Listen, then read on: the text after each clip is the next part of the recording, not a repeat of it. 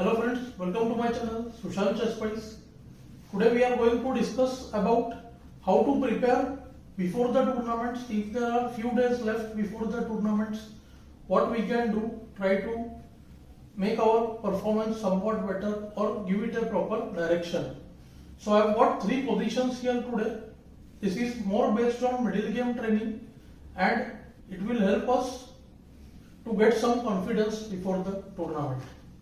So this lecture is based on the training that I try to give before tournaments. Let's say few days, 4 to 5 days are there before the tournament. One can start solving this kind of positions. I will talk about them soon. What are the type of positions and how to do them? What is the purpose and objective of doing these positions? So this is the position with white to play. We can see just now black has queened his pawn and see that is why he has two queens. The main objective we will try to do is try to find moves for us, ourselves and also for the opponent. So we are trying to look at the variations and avoid missing the opponent's options. So here see rook f6 and queen h6. Both are very important and obvious moves also. White wants to force things. ef6 is out of question because of qg1 check. So see what white starts looking into the line which is more forced. See after queen h6 gh there is rook f6 and rook g8 check. This is how we look at the candidate moves after the opponent's move. And we also note that after rook f6 there are two options, gf and king h5. And we also note that after rook f6, gf, queen h6, kf7, queen f6, ke8, the black king manages to run away. White definitely must have seen the move queen h6 first. We will go into that. After g takes h6 first, there comes rook f6 check. And now see, if king goes to h5, there is instant mate with rook h6. There was also rook f5 check. We should not miss the checks. And after rook f6, kg7, we see white mates black in couple of moves. After bh6 check, king g8 or h8 to both rook f8 checkmates. So let's go through the moves now. Queen h6 check. As I said, rook f6 gf, queen h6 kf7, queen f6 ke8, the black king escaped. So queen h6 check, gh, rook f6 check. Now king h5 allows rook h6 mate. And after kg7, there comes vh6, kg8 and rook f8 checkmate. So this position was for the players those who are just around 1400 level. So these kind of mate in 4 and mate in 5 positions they should try to do, especially trying to improve their ability to fight, check, capture and attack. Okay, that way. So let's look at more complicated cases now, that is more suitable for 14 to 1800 players. The objective remains the same, to look at the own and the enemy moves. This is the second position at hand and it is white to play and win once again. The position looks bit tricky. There are very few checks in the position and mainly once again we see that moves like g3 trying to threaten g4 check, because right now g4 allows fg n%, right?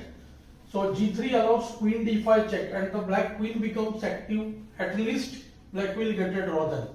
So white once again has the only two checks. One is g4 check and other is rook h6 check. We can note that after rook h6, kh6 there is nothing, the king simply escapes. But very similar is g4 check, because after g4 black can do kh4. kh4 is an easier option. Let's see.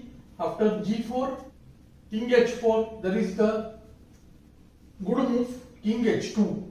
Exploiting the poor position of the black queen. See now rook h6 check is almost forced, only move h5 and still white pursues with rook h6.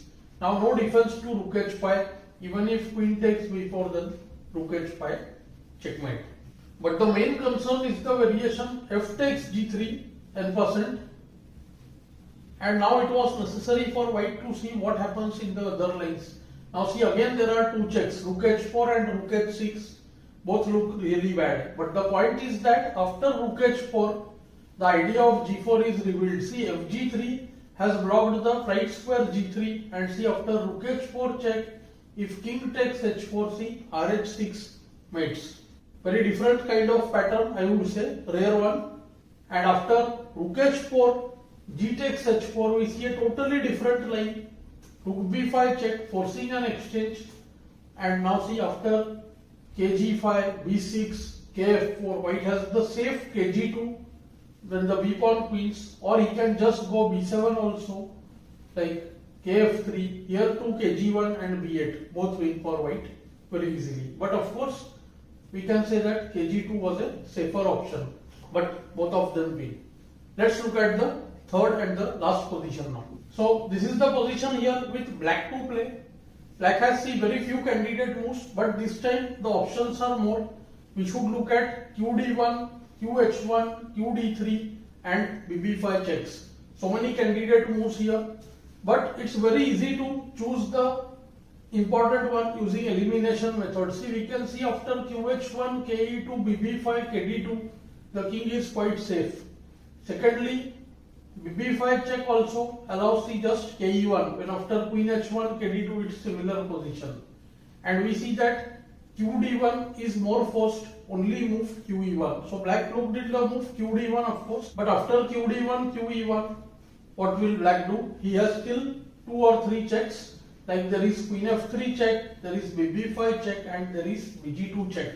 When I was giving this position to my student, I myself solved it and I was seeing the move bg2 first. Of course, because after bg2 I noted kf2 is forced and I saw the next check queen f3, that is the reason. What I saw is, see, after qd1, qe1, if bb5 here, then after kf2 there is no good check. qc2 just allows qd2. Whereas after queen e1, bg2, we see that king f2, then there is queen f3 check, and then I saw further after kg1, we have the move bishop h3, there is a mating threat on g2 and black wins very soon. See, so king f2, queen f3 check, kg1, bh3, now there is a forced mate coming up, only move queen f2 to guard both f1 and the g2 squares, and now comes the qd1 check. Black exploits the back rank after qf1 checkmates. So this way we can do around 8 to 10 positions daily within 1.5 hours. You should be able to finish them, I guess, and one should target around 70-80 positions. See, depending upon the time one has, if one can spend around 2 hours daily, I think he can reach around 80 positions.